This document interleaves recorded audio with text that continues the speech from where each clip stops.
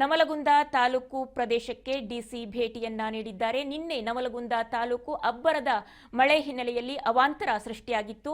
ಹಾಗಾಗಿ ನವಲಗುಂದಕ್ಕೆ ಭೇಟಿ ನೀಡಿದ್ದಾರೆ ಡಿಸಿ ಹಾಗೂ ಶಾಸಕರು. ಧಾರವಾಡ ಡಿಸಿ ದಿವ್ಯಾ ಪ್ರಭು ಹಾಗೂ ಶಾಸಕ ಎನ್ಎಚ್ ಕೋನರೆಡ್ಡಿ ಅವರು ಭೇಟಿಯನ್ನ ನೀಡಿದ್ದಾರೆ. ನಿನ್ನೆ ಸುರಿದಂತಹ ಮಳೆಯಿಂದಾಗಿ ಹಲವು ಬಡಾವಣೆಗಳಿಗೆ ನೀರು ನುಗ್ಗಿತ್ತು.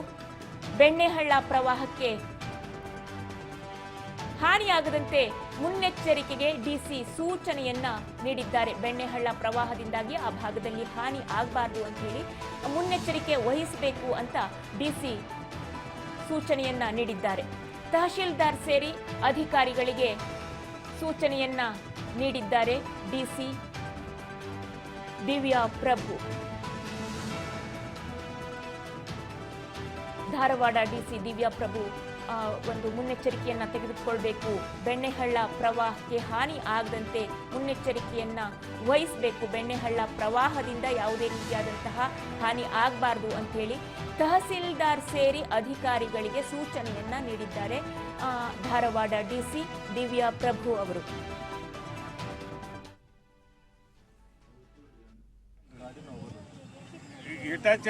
ಟೆಂಪರರಿ ಮಾಡಬಹುದು, ಬಟ್ ಇವು ಕಡ್ಡಿ ತೆಗಿಬೇಕಾದ್ರೆ ಒಂದು 2 ದಿವಸ ಹೊರಬೇಕು. ಇದು ಆರೋಗ್ಯ ಸ್ಟಾರ್ಟ್ ಮಾಡ್ಸೋಣ್ರಿ. ಕೇರ್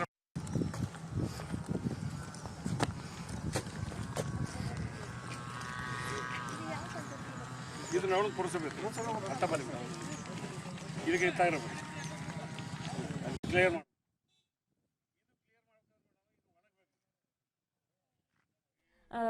ಆ ಭಾಗದಲ್ಲಿ ಬೆಣ್ಣೆಹಳ್ಳ ಪ್ರವಾಹದಿಂದಾಗಿ ಯಾವುದೇ ರೀತಿಯ ತೊಂದರೆ ಆಗಬಾರ್ದು ಅಂಥೇಳಿ ಮುನ್ನೆಚ್ಚರಿಕೆಯನ್ನು ವಹಿಸಬೇಕು ಅಂತ ಸೂಚನೆಯನ್ನು ಕೂಡ ಕೊಡ್ತಾ ಇದ್ದಾರೆ.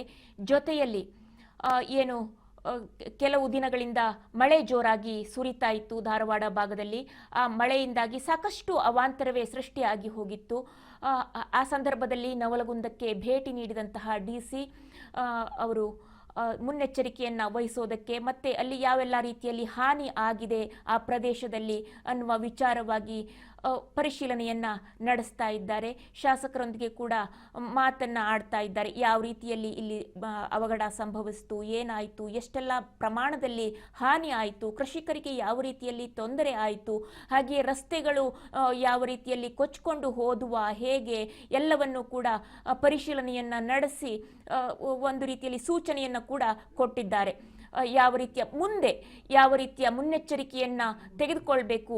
ಬೆಣ್ಣೆಹಳ್ಳ ಪ್ರವಾಹ ಉಕ್ಕಿ ಬಂದಂತಹ ಸಂದರ್ಭದಲ್ಲಿ ರಸ್ತೆಗೆ ನೀರು ಮಗ್ಚತ್ತೆ. ಆ ಸಂದರ್ಭದಲ್ಲಿ ರಸ್ತೆಯೆಲ್ಲವೂ ಕೂಡ ಕೊಚ್ಕೊಂಡು ಹೋಗುತ್ತೆ.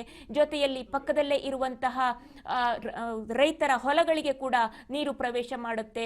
ಆ ಸಂದರ್ಭದಲ್ಲಿ ಬೆಳೆದಂತಹ ಬೆಳೆ ಎಲ್ಲವೂ ಕೂಡ ಮಣ್ಣುಪಾಲಾಗುತ್ತೆ. ಹಾಗೆ ಆಗಬಾರದು ಅಂತಾದ್ರೆ ಯಾವ ರೀತಿಯಲ್ಲಿ ಮುನ್ನೆಚ್ಚರಿಕೆಯನ್ನ ತೆಗೆದುಕೊಳ್ಬೇಕು ಅನ್ನುವಂತಹ ವಿಚಾರವನ್ನ ಡಿಸಿ ಸೂಚನೆಯನ್ನ ನೀಡ್ತಾ ಇದ್ರು ಅಲ್ಲಿನ ಶಾಸಕರಿಗಾಗಿರಬಹುದು, ಹಾಗೇನೆ ತಹಸೀಲ್ದಾರ್ ಮತ್ತಿತರ ಅಧಿಕಾರಿಗಳಿಗೆ. ಶಾಸಕರು ಕೂಡ ಆ ಭಾಗದ ತೊಂದರೆಗಳನ್ನ ಡಿಸಿ ಅವರಿಗೆ ಮನವರಿಕೆ ಮಾಡಿಕೊಡ್ತಾ ಇದ್ರು.